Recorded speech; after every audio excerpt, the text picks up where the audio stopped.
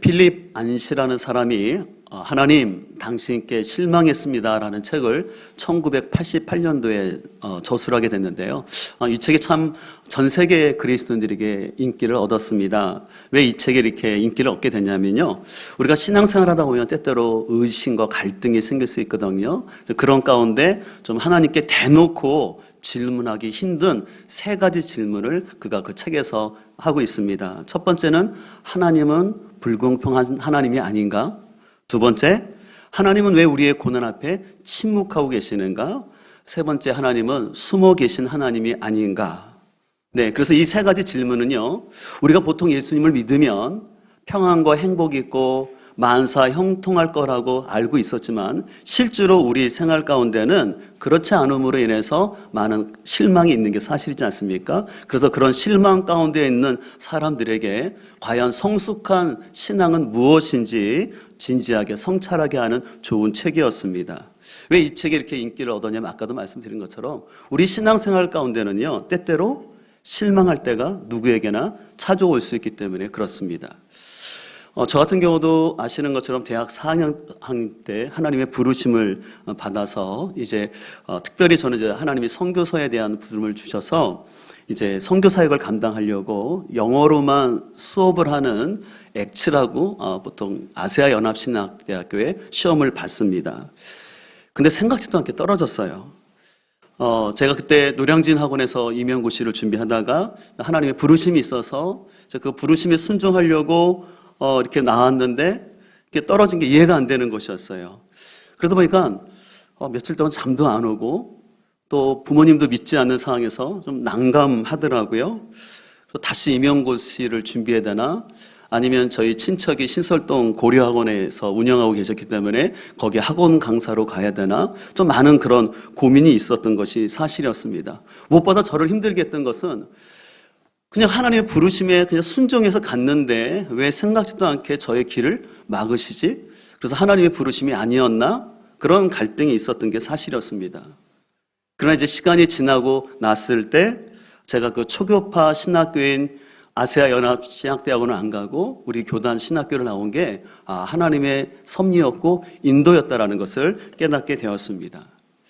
여러분, 이 같은 차원에서도요, 오늘 본문에 나오는 이 베다니에 살고 있었던 마르다와 마리아에게도 예수님으로 인하여서 큰 실망이 찾아오게 됩니다.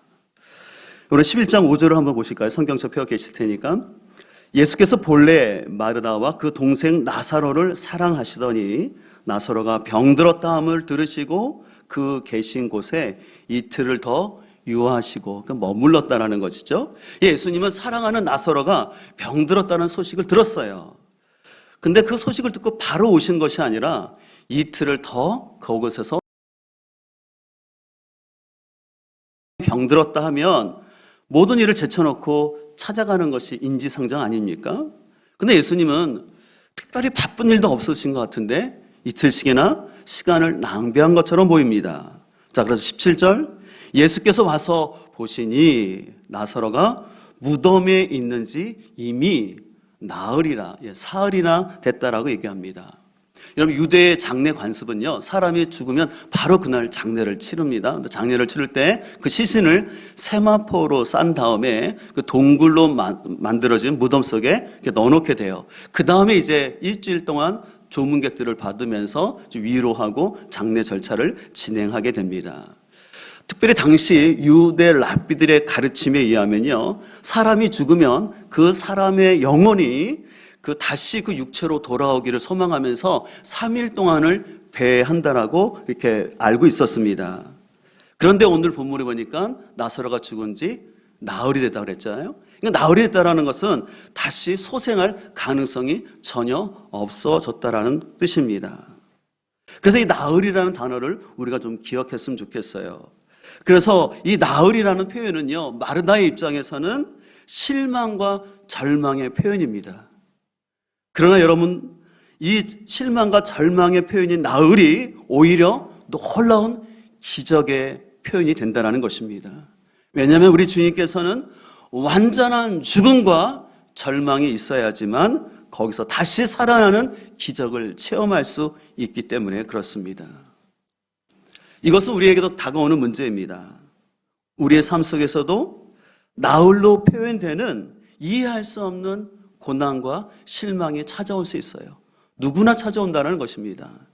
그렇다면 중요한 것은 내 신앙 가운데 경험하게 되는 이 나홀로 표현되는 신앙의 실망들을 어떻게 극복하냐, 그것이 중요한 거죠. 그럼 어떻게 우리는 극복할 수 있을까요? 먼저는 나의 시간과 하나님의 시간 사이에 차이가 있다는 것을 알고 그 시간들을 잘 통과해야 합니다. 여러분들 10장 40절을 볼까요? 10장 40절을 보면 다시 요단강 저편 요한이 처음으로 침례를 베풀던 곳에 가사 거기 거하시니라고 말씀하고 있습니다. 지금 예수님께서 나사로가 죽었다는 소식을 들은 곳은 어디냐면 요단강, 침례 요한이 침례를 베푸는 곳인데 지금 지도 보시는 것처럼 바로 그 지역은 베레아 지역에 있는 베단이라는 똑같은 이름을 갖고 있는 곳이었어요. 그래서 이 베레아에 있는 베다니에서 지금 나사로가 죽어 있는 예루살렘 베다니까지 거리가 하루 정도의 거리가 되는 곳이었습니다. 그런데 예수님은 이 나사로가 병들었다는 소식을 들은 다음에 이틀씩이나 거기서 머물렀다는 것이에요. 그래서 이제 이틀씩이나 머문 다음에 나사로가 이미 죽은 지 사흘이 돼서야 베다니에 오셨습니다. 19절을 봅니다. 많은 유대인이 마르다와 마리아에게 그 오라비의 일로 문안하러 왔습니다. 그랬을 때 20절, 마르다는 예수께서 오신다라는 말을 듣고 곧 나가 맞이하되 마리아는 집에 앉았더라. 이 마르다는요, 예수님이 오신다는 소식을 듣고는 마을 밖으로 입구로 나갔어요. 예수님을 영접하려요. 근데 마리아는 어떻게 했어요? 집에 앉아 있었다고 말합니다. 마리아가 좀 내성적인 성격일 수도 있지만 저는 이 본문을 보면서 좀 예수님에 대한 서운한 마음이 있지 않았나. 지금 예수님 와서 무엇을 하실 수 있겠을까라는 좀 마음에서 그냥 집에 있었던 걸로 보여집니다. 21절을 보면 세번역은 이렇게 말합니다. 마르다가 예수께 말하였다. 주님이 여기 계셨더라면 내 오라비가 죽지 아니하였을 것입니다. 오늘 마르다가 그 예수님을 향해서 주님 하면서 두 번씩이나 부른 것은 바로 강한 실망감의 표현이라고 생각이 됩니다. 그래서 마르다 역시도 주님이 빨리 오셨다라면 우리 오빠가 죽지 않았을 텐데 주님께서 늦게 오심으로 말미암아 오빠는 이미 죽었습니다라는 서운한 마음이 담겨져 있는 표현이라고 볼 수 있습니다. 여러분들 아시는 것처럼 실은 예수님이 만약에 다른 일이 있어서 정 빨리 올 수 없었다면, 여러분 누가복음 7장을 보면 백부장 하인의 병을 고쳤을 때 직접 가신 것이 아니라 말씀만 하셔서 고치셨잖아요. 그러면 나사로가 병들어서 죽을 지경이라는 말을 들었다면, 못 오신다면 말씀이라도 해주셔야 될 텐데 예수님은 아무 말씀도 하지 않으셨어요. 근데 여러분 알다시피 예수님이 그 나사로와 마르다 마리아를 사랑하는 가족처럼 여기셨는데 그 사랑하는 그 가족의 고통에 대해서 우리 주님이 외면하신 것처럼 보였습니다. 그로 인해서 아마 마르다와 마리아는 사랑하는 오빠를 잃은 슬픔도 있지만 어떻게 보면 사랑하고 믿었던 예수님을 향한 실망감이 그들 가운데는 가득하지 않았을까 생각해 보게 됩니다. 우리도 신앙생활을 하다 보면 이런 실망감이 찾아올 때가 종종 있습니다. 그래서 이것을 극복하기 위해서 중요한 것은 이 나흘로 표현되는 이 믿음의 차이를 잘 기억을 해야 합니다. 그러니까 내가 생각하는 시간과 하나님의 시간이 틀린 거예요. 그래서 특별히 성경을 보게 되면요, 이 하나님의 시간과 또 우리의 시간이 좀 많이 차이가 있는 것을 볼 수가 있어요. 그 대표적인 사람이 아브라함이죠. 그는 75세에 하나님의 부르심을 받았어요. 그리고 후손에 대한 약속을 받았잖아요. 근데 후손이 언제 주어집니까?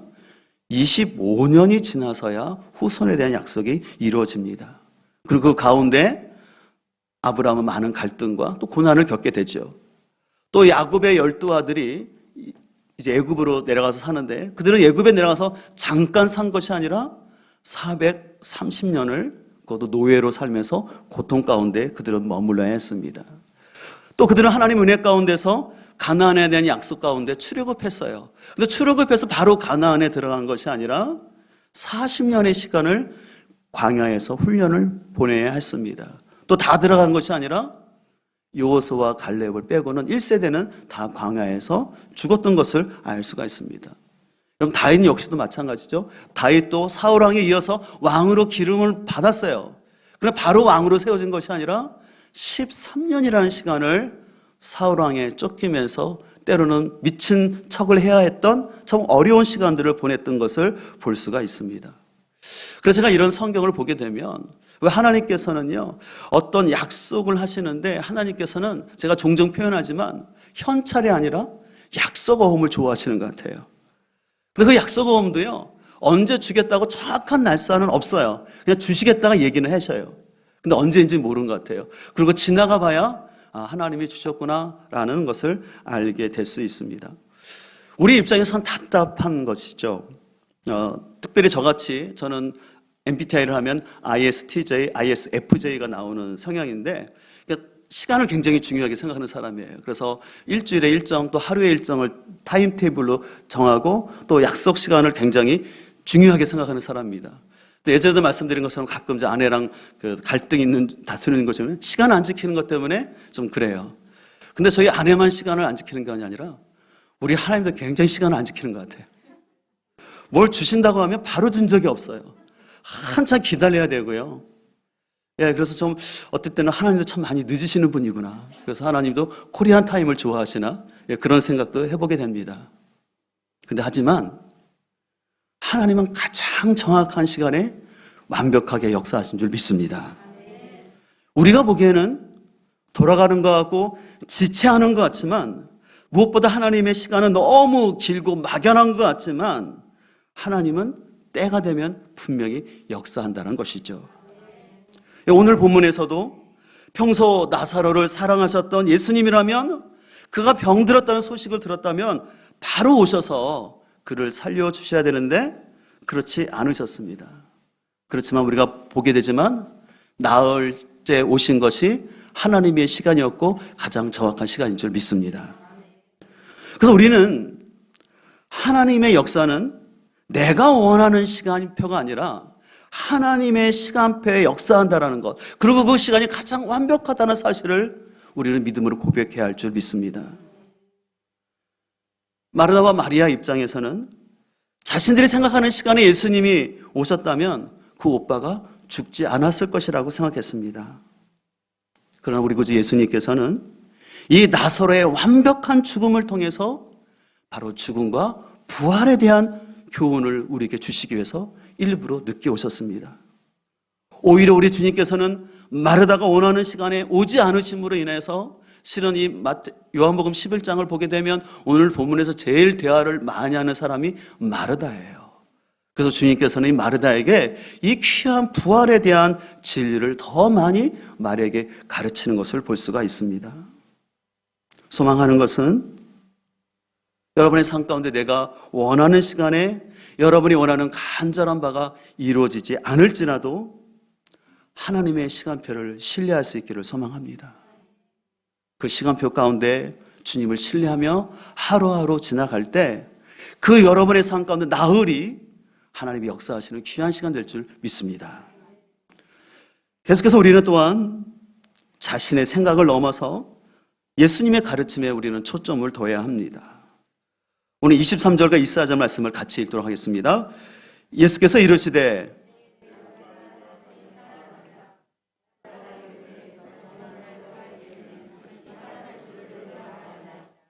예수님은 오셔서 나사로가 다시 살아날 것이라고 얘기했어요.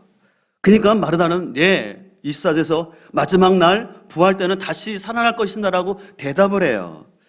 왜 이런 대답은 당시 유대인들의 생각엔요, 모든 사람들이 마지막 종말 때가 되면 다시 살아난다라는 세계관이 있었어요. 그런 차원에서 역시 마르다 역시 자신의 오빠가 먼 미래에 살 걸로 얘기했어요. 그러나 주님께서는 먼 미래에 부활하는 것이 아니라 지금 바로 살아날 것을 말씀하셨습니다. 그래서 25절에 예수께서 이르시되 나는 부활이요 생명이니 나를 믿는 자는 죽어도 살겠고 라고 말씀하세요. 근데 여러분들 부활의 전제 조건이 있어요. 그것은 죽음이 있어야 된다는 것이죠. 그래서 주님께서는 나사로가 전혀 살아날 가능성이 없는 나흘이 됐을 때 오셨고 그 나사로를 완전히 살리신 줄 믿습니다. 그러면서 26절을 계속해서 보게 되면 무릇 살아서 나를 믿는 자는 영원히 죽지 아니하리니 이것을 내가 믿느냐라고 말씀하시는데 이것은 바로 현재적 구원과 부활을 말씀하시는 거예요. 먼 미래에 있을 부활 사건이 아니라 지금 그리고 네가 구원의 역사를 경험하게 될 것이다 라고 말씀을 하십니다. 그러나 마르다는 이 예수님의 가르침을 아직 완벽하게 이해하지 못했습니다. 예, 그럴 수밖에 없었죠. 자, 그래서 27절 이렇게 얘기해요. 이르되 주여 그러하나이다. 주는 그리스도시요 세상에 오시는 하나님의 아들이신 줄 내가 믿나이다. 예, 오늘 마르다는 아주 귀한 고백을 해요. 예수님이 메시아일 뿐만 아니라 하나님의 아들이라는 아주 귀한 고백을 했어요. 그러나 이 고백은요, 어떻게 보면 그 진실한 깊은 고백이 아니라 지식적이고 그냥 입술의 고백이 됨으로 인해서 실제적으로 자기 삶에 역사하는 믿음은 아니었다라는 것이에요. 자, 그래서 39절을 보게 되면 예수께서 이르시되 돌을 옮겨 놓으라 하시니 그 죽은 자의 누이 마르다가 이르되 뭐라고 말합니까? 주여 죽은 지가 나흘이 되었음에 벌써 냄새가 나나이다. 예, 마르다는 앞에서 예수님의 말씀을 듣고 부활에 대한 신앙 고백을 했어요. 하지만 지금 현실적으로는 이미 자신의 오빠가 죽은 지 나흘이 됐기 때문에 냄새가 난다라고 하면서 믿음 없는 소리를 하는 것을 볼 수가 있습니다. 저는 오늘 말씀을 준비하면서 마르다가 어떻게 보면 저의 모습 같다라는 생각이 드는 거예요.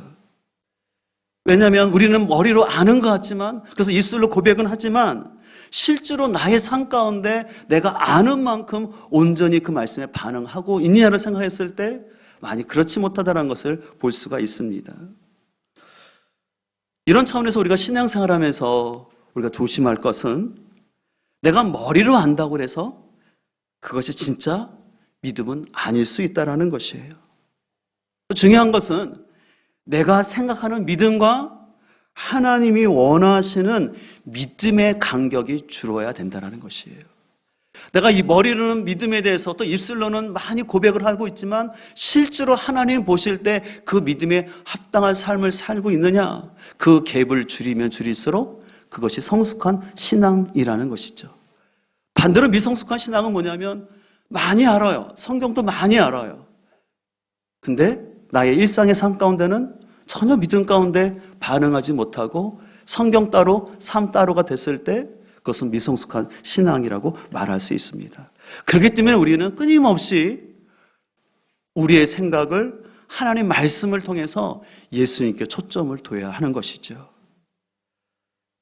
그래서 11장 40절을 보게 되면 예수께서 이르시되 내 말이 내가 믿으면 하나님의 영광을 보리라 하지 아니하였느냐. 예, 이미 그 얘기를 하셨어요. 언제 하셨냐면 여러분 11장 4절을 볼까요?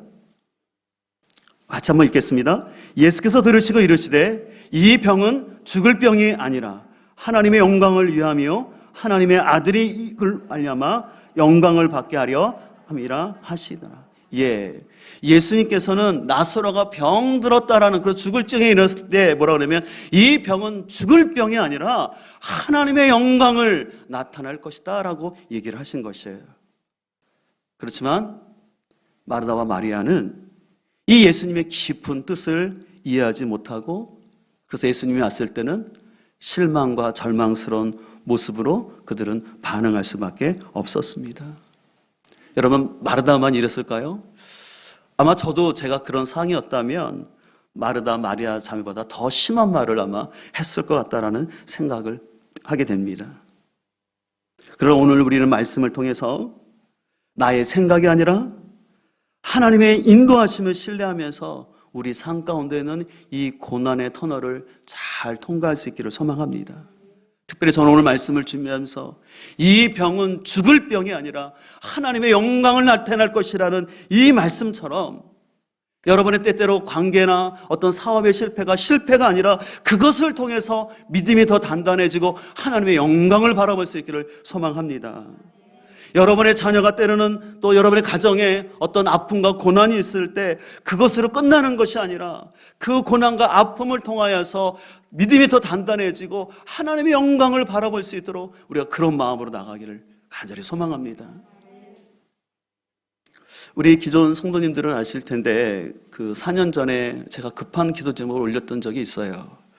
그것은 제 조카 나윤이가 교통사고를 심하게 당했습니다. 그래서 교통사고로 인하여서 팔 하나를 잃게 되었고 그 과정 속에서 생각지도 못한 그 일로 인해서 누님 가정을 비롯해서 저희 가족이 참 많은 힘든 시간을 보냈습니다. 그래도 감사하게 또 그 시간들을 이겨냈는데 하나님께서 참 감사한 것은 그 고난 가운데 함께 해주셔서요. 오히려 나윤이가 이 사고 이후에 더 귀한 영향력을 나타나고 있는 거예요. 그래서 혹시 지난 주일에 보신 분들인지 모르겠지만 TV조선에서 스타 다큐 마이웨이라는 그 프로에서 그 나윤이와 관련된 그 한 시간 정도 방송이 됐습니다. 잠깐 거기 광고 영상이 있어서 잠깐 한번 보여드리도록 할게요. 네.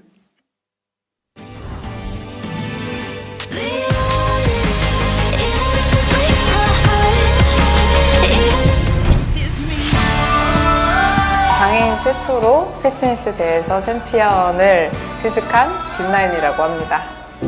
오토바이 사고가 났어요. 그때 이제 팔이 절단이 돼서 날아갔고.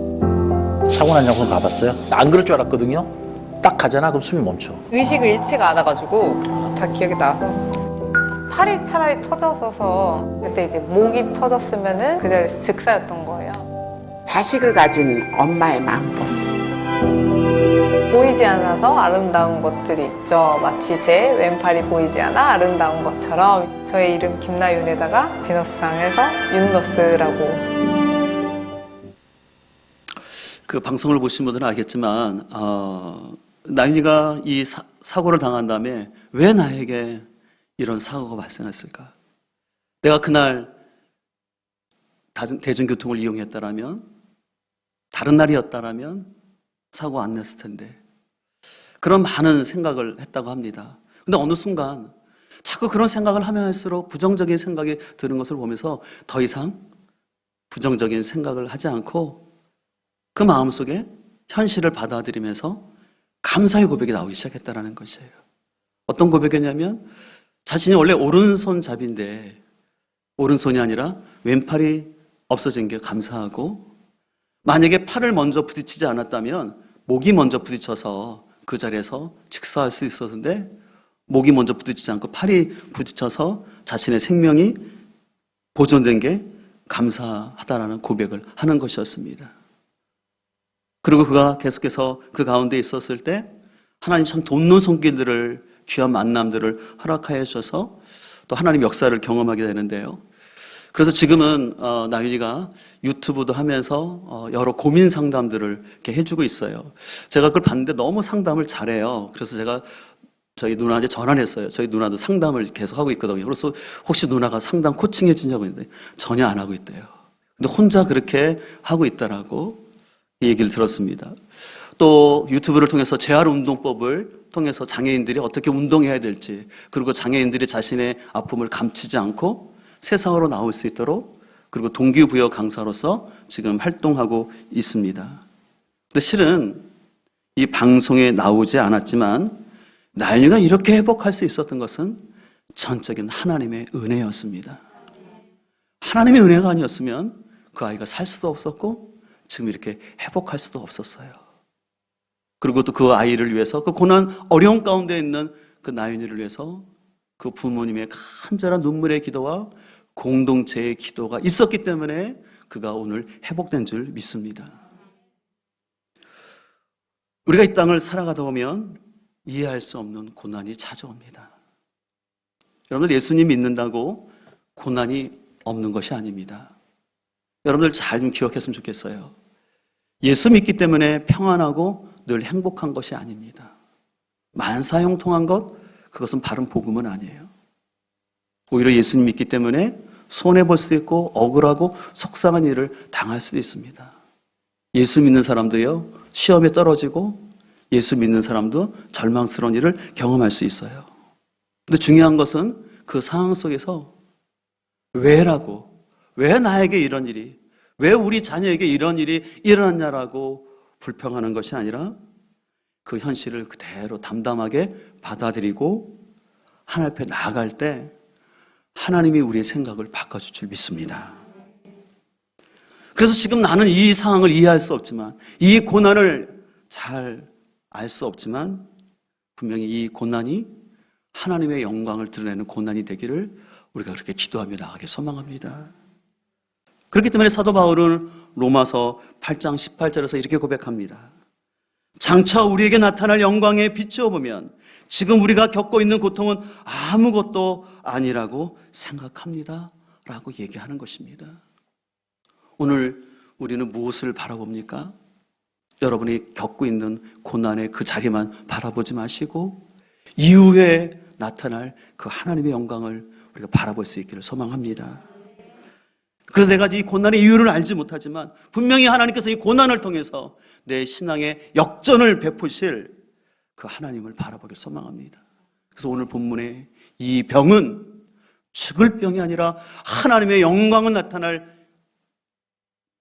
병이라는 이 고백을 기억하면서 여러분 안에 있는 아픔과 슬픔과 고난이 나중에 하나님을 높일 수 있는 간증이 되기를 소망합니다. 그러면서 그 가운데 누구에게나 있는 나흘로 표현되는 이 기다림과 고난의 시간들을 여러분들 끝까지 다 달려갈 수 있기를 소망합니다. 여러분 인간적인 마음으로 포기하거나 낭망하지 마시고 우리 하나님은 선하심을 기억하시고 하나님의 시간표가 가장 정확한 것을 믿고 이 시간들을 믿음으로 잘 견뎌낼 수 있는 우리 모두가 될 수 있기를 주님의 이름으로 축복합니다.